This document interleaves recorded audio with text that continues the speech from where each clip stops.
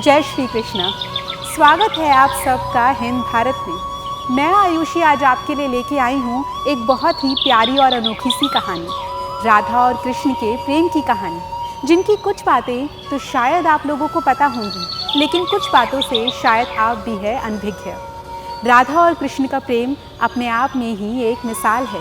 आज भी किसी प्रेमी जोड़े को जब हम निस्वार्थ भाव से प्रेम करते हुए देखते हैं तो यही बोलते हैं कि ये बिल्कुल राधा और कृष्ण जैसे लगते हैं। लेकिन क्या आपको पता है कि जब राधा और कृष्ण के प्रेम के बारे में उनके घर वालों को पता चला तो उन्होंने क्या किया?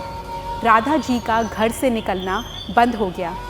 कृष्ण जी की मीठी बांसुरी की आवाज़ सुन के राधा जी कभी अपने आप को रोक ही नहीं पाती थी, इसलिए उनके घर वालों ने उन्हें रोकने के लिए खाट से बांध दिया। पूर्णिमा की शाम थी। राधा कृष्ण की बांसुरी की धुन सुनकर बेचैन हो उठी। उधर कृष्ण को भी राधा की पीड़ा का एहसास हो गया था।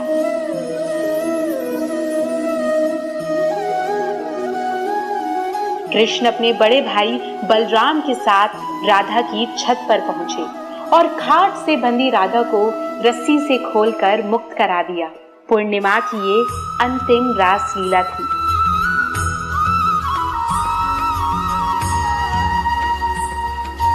कृष्ण घर लौटकर अपनी माता यशोदा से कहते हैं कि वे राधा से विवाह करना चाहते हैं। यशोदा कृष्ण को समझाते हुए कहती है, राधा तुमसे उम्र में 5 वर्ष बड़ी है और कंस की सेना के एक सैनिक से राधा का विवाह होने वाला है, इसलिए राधा से शादी करने की जिद छोड़ दो।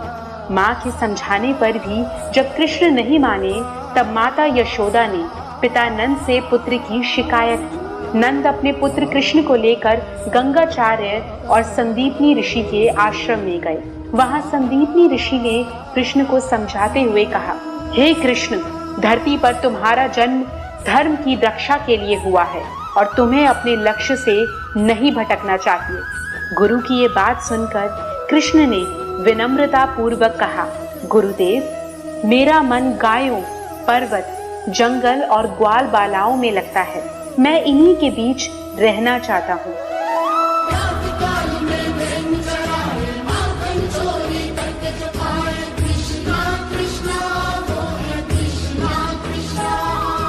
कृष्ण के मुख से ये बात सुनने के बाद गंगाचार्य ने विचार किया कि कृष्ण को उनके जन्म की सच्चाई बताने का समय आ गया है।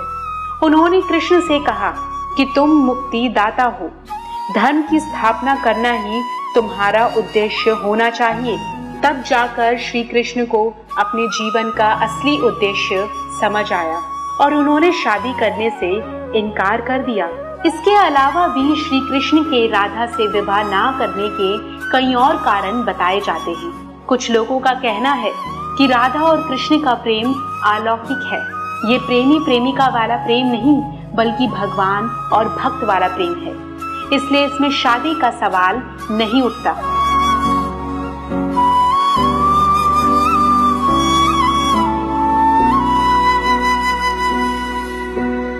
कुछ इतिहासकारों का ये भी मानना है कि कृष्ण राधा से 10 साल की उम्र में मिले थे और तभी दोनों के बीच प्यार हो गया, लेकिन उसके बाद वो कभी वृंदावन लौटे ही नहीं।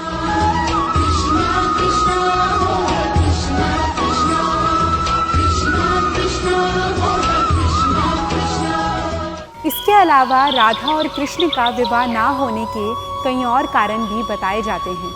कुछ लोगों का कहना है कि राधा और कृष्ण का प्रेम अलौकिक था। ये कोई प्रेमी और प्रेमिका वाला प्रेम नहीं था, बल्कि भक्त और भगवान वाला प्रेम था, इसलिए इसमें शादी का प्रश्न उठता ही नहीं। पौराणिक कथाओं की माने तो कृष्ण राधा के प्रेमी होने के साथ साथ एक कुशल कूटनीतिज्ञ भी थे, लेकिन राधा तो केवल कृष्ण की दीवानी थी।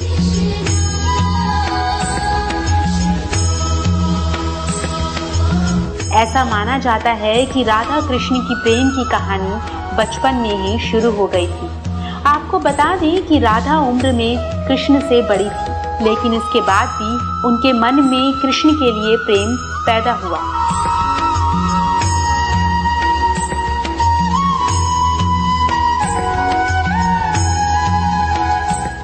पुराणों के अनुसार राधा जी को माता लक्ष्मी का स्वरूप माना जाता है और कृष्ण जी को भगवान विष्णु का।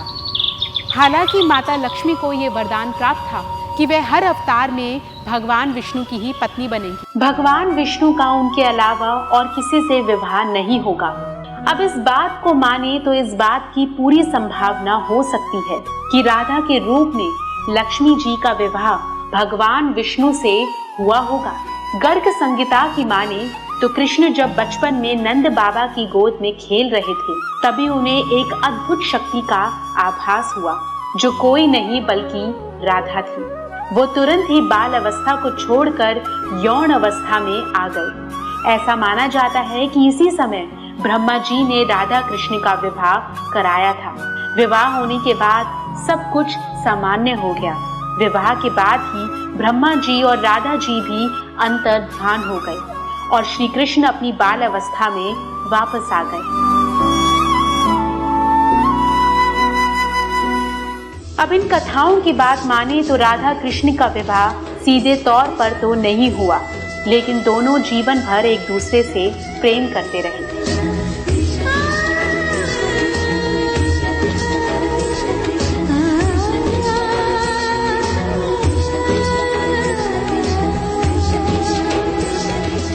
कुछ पौराणिक कथाओं के अनुसार राधा और रुक्मिणी को एक ही माना गया है। जिस तरह से राधा श्री कृष्ण की दीवानी थी, उसी तरह से रुक्मिणी जी ने भी श्री कृष्ण को मन ही मन अपना पति मान लिया था और इस तरह से राधा कृष्ण या विष्णु लक्ष्मी फिर एक बार एक हुए। आपको हमारी ये कहानी कैसी लगी, हमें ज़रूर बताइएगा। इस खूबसूरत सी कहानी के साथ हिंद भारत आपसे विदा लेता है। जय श्री कृष्ण। खबरों में बने रहने के लिए चैनल को सब्सक्राइब करें और ये बेल आइकन जरूर दबाएं।